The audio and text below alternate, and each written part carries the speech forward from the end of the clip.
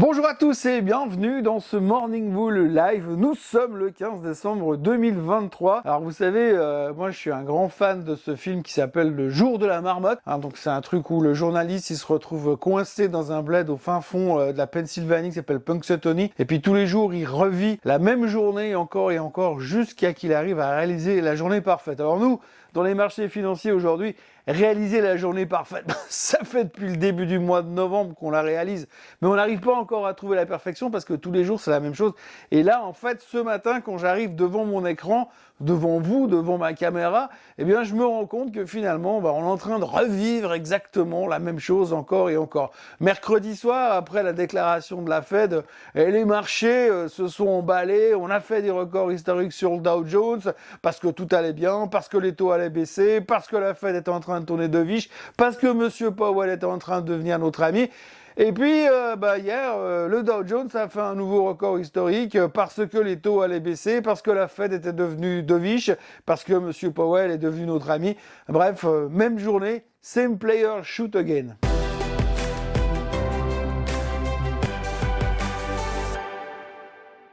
Oui, same player shoot again, il n'y a franchement pas grand-chose à dire. On parle toujours de cet effet, alors génial, on a réussi à vaincre l'inflation. Tout le monde n'est pas d'accord, tout le monde n'est pas d'accord parce que hier, il y a quand même eu la Banque Centrale Européenne, la Banque Centrale Suisse, la Banque Centrale Anglaise, la Banque Centrale Norvégienne. Ils n'ont pas tous la même vision de l'inflation et de la croissance future. En Europe, surtout, ce qui était la plus intéressante de toutes, évidemment, ils n'ont pas changé les taux. On est resté au même niveau, mais globalement, on sent que c'est un petit peu moins de viche que du côté de Monsieur Powell.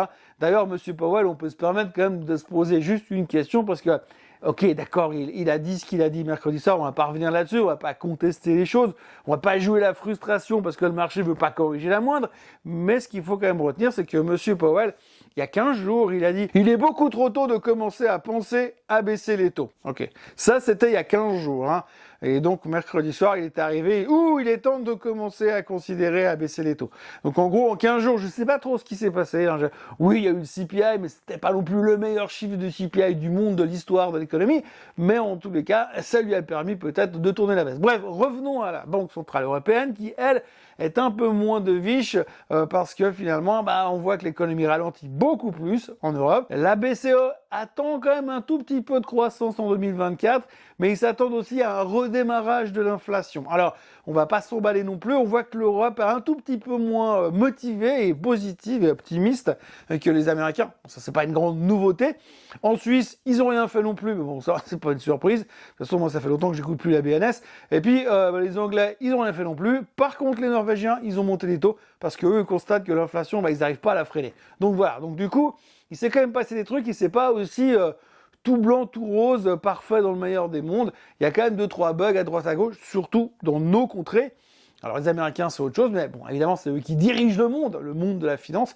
Et donc du coup on a eu cette journée qui était à nouveau assez similaire à la précédente, bien qu'à l'intérieur ça soit pas aussi euphorique que ça sur les banques centrales. Même si finalement la seule chose qui nous intéresse vraiment, c'est mais quand est-ce qu'il va commencer à les baisser les taux? Oui, c'est vrai que les marchés montent, tout le monde est optimiste.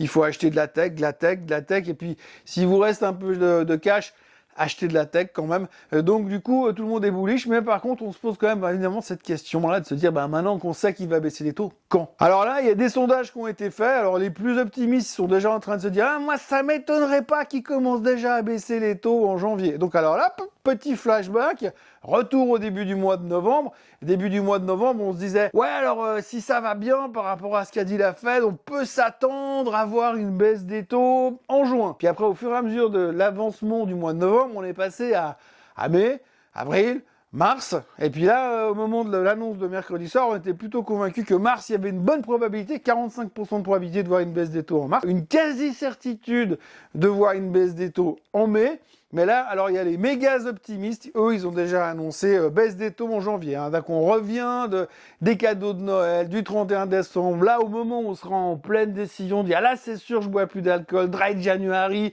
je mange plus que des légumes cuits à l'eau, et là on se dira, bam, première baisse des taux, et bim, et c'est reparti pour une nouvelle année de bull market, évidemment, puisqu'on sait déjà que 2024 sera une année de bull market, il n'y a plus aucun doute dans le marché. Évidemment, je caricature, j'exagère un petit peu parce que quand vous écoutez, vous lisez, vous regardez un peu les médias, il y a quand même pas mal de gens qui viennent, peut-être trop d'ailleurs, qui viennent dire « Ouh là là, ça sent mauvais, on est beaucoup trop monté ». C'est vrai, je suis le premier à le dire, quand vous avez des indices qui sont verticaux sur le DAX, sur le CAC, sur le S&P, sur le Nasdaq, tout le monde est bullish, malgré que les charts font super peur, parce que ouais, on sait que les arbres ils montent pas au ciel et que pour l'instant, ils ont l'air de vouloir monter au ciel, donc il y a un truc qui joue pas. Donc du coup, on se pose quand même 2-3 questions. Il y a quand même Rosenberg qui est venu dire que ça allait mal se finir. Il y a Gundlach qui est venu dire que ça allait mal se finir, en même temps que le rendement du 10 ans passait en dessous des 4%. On sent quand même qu'il y a pas mal de méfiance. À côté de ça, on peut revenir sur tous les indicateurs contrariants qu'on a, les put call ratio, le grid, etc. On en a déjà parlé plusieurs fois.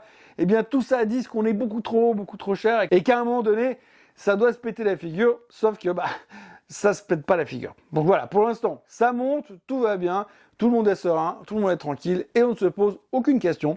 On est sur une espèce de mer d'huile, tout se passe bien. Franchement, je vais vous dire un truc, moi j'étais là en l'an 2000, alors je ne sais pas si parmi vous il y en a qui ont vécu la crise de l'an 2000, moi j'y étais, et franchement, l'espèce d'euphorie avec les œillères qu'on a en ce moment en ne voyant que les choses optimistes, avec des targets complètement débiles sur à peu près tout et n'importe quoi, ça me rappelle quand même vachement l'an 2000. Alors de là à dire qu'on va perdre 85% sur le Nasdaq, je n'irai pas jusque-là. Mais le Nasdaq fait un double top, tout est très cher, Apple est au plus haut de tous les temps et ça ne choque plus personne. Bref, tout est fantastique. Mais bon, voilà, j'ai un tout petit peu la trouille, je le dis depuis un moment, donc je ne vais pas insister là-dessus. Maintenant, ce qu'il faut retenir, c'est l'événement de la journée. Alors l'événement de la journée, si vous voulez briller en société, à partir de maintenant, il faut dire « Oh, attention, aujourd'hui, il y a la triple échéance ». Alors comme régulièrement, le 3e vendredi du mois, les options arrivent à échéance sur les actions, sur les ETF, sur les indices, donc ça fait beaucoup de volume. En l'occurrence, ce mois, décembre 2023, on a 5 000 milliards de dollars qui arrivent à échéance sur les options aujourd'hui. Alors, comme à chaque fois qu'on a une grosse échéance, tout le monde va arriver et se rouler par terre en disant « Ah, il va se passer quelque chose, c'est horrible, il y a une triple échéance, il va y avoir des volumes monstrueux, ça peut engendrer de la volatilité dans tous les sens. Attention, mettez les mains sur la tête entre les genoux et puis criez « Brace, brace, brace ». Attention. Alors voilà, ça fait quand même un moment que je me tape des commentaires boursiers, depuis 18 ans que je les écris, depuis 3 ans et demi que je fais des vidéos avec vous, et ça fait quand même un moment qu'on nous dit « Attention, les triples échéances ». Moi, ça fait 32 ans que je suis dans les marchés, et régulièrement « Attention, triple échéance, attention, quadruple échéance ». Aujourd'hui, on a une triple échéance et tout le monde est en train de dire attention, il va se passer un truc. Sauf que il se passe jamais un truc. Je n'ai pas souvenir d'avoir vécu une échéance d'options où tout d'un coup il y a eu de la volatilité. Oui, alors peut-être 1 ou 2 fois.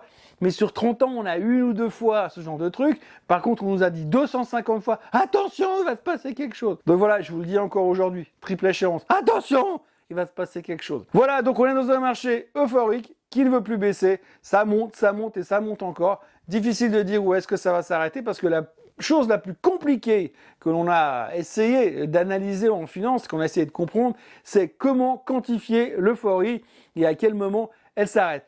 Oui, parce que l'euphorie finit toujours par s'arrêter un jour et c'est généralement quand elle s'arrête que ça fait le plus mal partout parce que l'élastique, plus vous l'attendez, plus elle est tendue fort, au moment où elle pète super fort. Voilà ce qu'on peut dire aujourd'hui. Tout le monde est content, tout le monde est optimiste, les taux vont baisser, l'inflation est vaincue. On voit pas ce qui pourrait se passer de mal dans les marchés, donc pour l'instant, eh bien, ça monte. Ça monte pas de beaucoup, mais ça monte tous les jours. Mais on peut rien faire contre parce qu'on dit toujours, il faut pas pisser contre le vent, sinon vous aurez les chaussures mouillées. Voilà, je vais vous laisser sur ces bonnes paroles parce que c'est vendredi et que meubler pour meubler, ça ne sert à rien.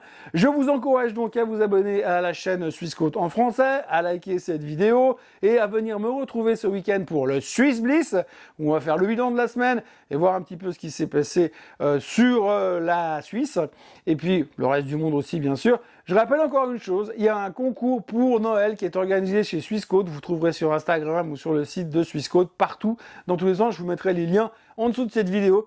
Et le prix, le premier prix de ce concours, c'est un lunch avec moi. Voilà, avec moi. C'est Swissquote qui paye. Donc inscrivez-vous, participez, enfin si vous avez envie de manger avec moi, et puis on organisera ça au début de l'année prochaine. Donc les liens en dessous de la vidéo. Passez un excellent vendredi, on se retrouve pour Swiss Bliss ce week-end, et on se retrouve pour le prochain Morning Mood Live lundi matin. comme d'habitude, avec certainement plein de choses à dire, en espérant qu'on ne soit plus coincé dans le jour de la marmotte. Profitez bien et à lundi. Bye bye.